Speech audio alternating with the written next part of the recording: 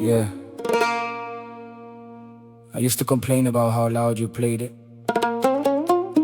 Now I leave it loud on purpose. Maybe because silence reminds me you're gone. Sometimes a Sher comes on, and suddenly I'm back in that house again. Same walls, same cracked speakers, same old man sitting there with his eyes closed, like the poetry understood him better than people did.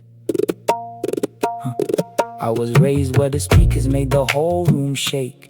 Window panes rattled every time the Sher played. My old man turned it up till the floor vibrated, like every verse held emotions he could never say straight. Back then I didn't understand the obsession, just old folk poets spilling pain in succession. Now every line feels like a lesson. Grief translated the words into my direction. Rawalpindi roots running deep in my blood, Mirpur memories mixed with rain and mud. Jellam echoes still travel through us, Chakwa wind still living inside my lungs. And I remember watching him closely, the way he'd sit there quietly, slowly, like the Sher took him somewhere only his soul and the poetry both knew deeply. See, Sher carry stories through generations, before phones recorded conversations. Lost love, heartbreak, migration, whole family histories trapped in narration. People stayed alive because somebody remembered, passed through voices instead of paper.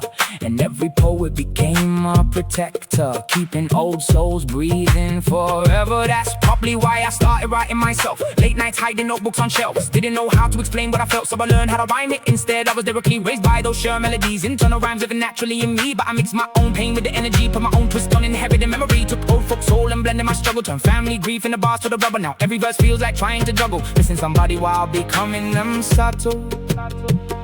What I would do to listen to a Sher with you, one more night in that living room, with the volume shaking every wall we knew. What I would do just to hear you hum along to the tune. Now every verse cuts straight through, and every Sher just brings me back to you. Funny thing about loss, it don't arrive dramatic, it hides in little moments automatic, like hearing old cassette sounds in traffic. Then suddenly your whole chest turns frantic, and I remember the mehfil nights vividly. Poets trading verses almost viciously, line after line, with sharp imagery, trying to leave their names in history. One verse could silence a crowded room instantly, one line could hit harder than misery. Everybody listening intensely, like the poet was speaking personally. Simple drums with a rhubarb crying, sitar melodies underneath the timing. Now keyboards and guitars combining, but the soul of Sher still surviving. Even overseas it never disappeared, London halls still packed every year. Bradford gatherings bringing people near, trying to keep old traditions clear. Kids running around while the elders smile, teacups stacked in uneven piles. Then somebody sings and for a while everybody forgets life outside, and maybe that's why losing you feels strange. Not loud at first, more delayed pain, like I still hear you cough when the kettle shakes. Still look outside when the driveway rains,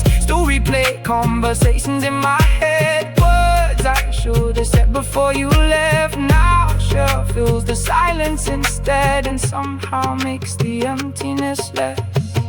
What I would do to listen to a Sher with you, hear you say turn it louder too, even if the neighbors hated what we do. What I would do for one more night, one more tune, one more memory filling up the room.